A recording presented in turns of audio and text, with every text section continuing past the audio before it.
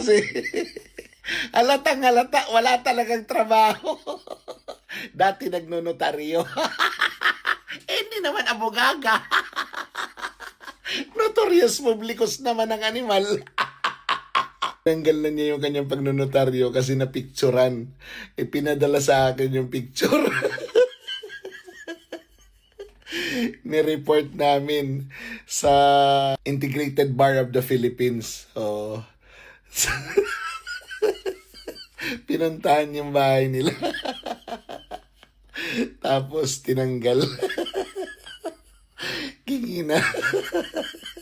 Illegalista ang puta. Anyway, okay, shout out sa inyong lahat ha. At sana pagbutihan ninyo para tuloy-tuloy yung sa 2026 yung kita ninyo. Kawawa naman kayo.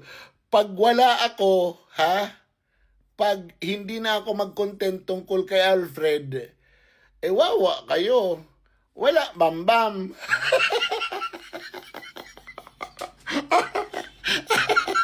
Ang papayat nyo na nga, lalo kayong papayat. Anyway, shout out sa inyo ha. At sana, ha? Matapos nyo ang taon na ito nang masaya. Sayang ang bayot. Ako pa ngayon ang fixer. Ikaw yung nangutang ng 2,000 kay Daddio.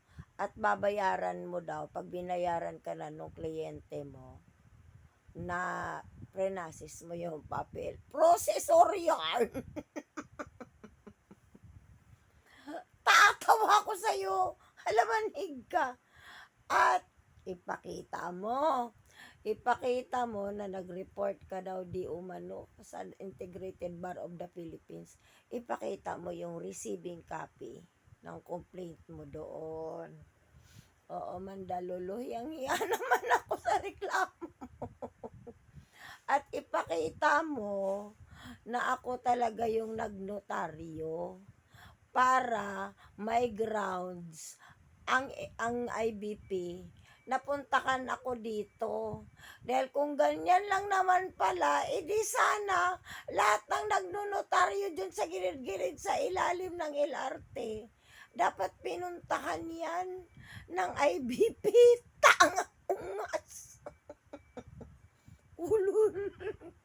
Tawang-tawa naman ako sa'yo. Tinanggal ko daw dahil napicturan. Unghang. Dapat talaga tanggalin dahil wala na si attorney dito. Naglipat na sa Tagigonggong.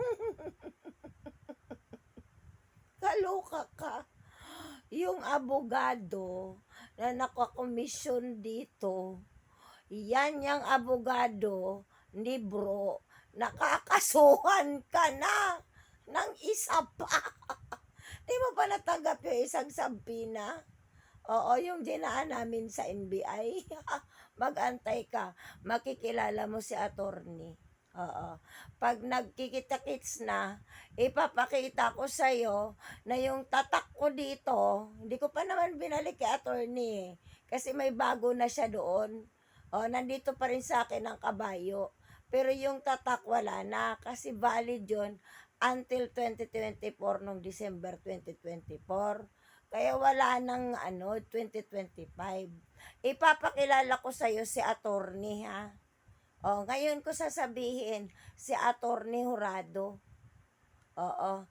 Para yung pipirma na mag-entry of appearance para sa kaso mo na pangatlo. Oo. At yung nakalagay sa akin dito, yun ha.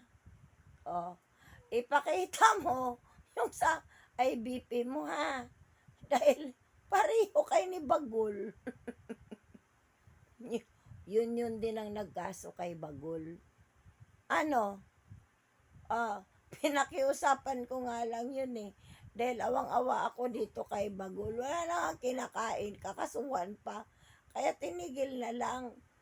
Pero ikaw, go sa go pa. Wala kang masabi ngayon. Eto na naman, challenge na naman.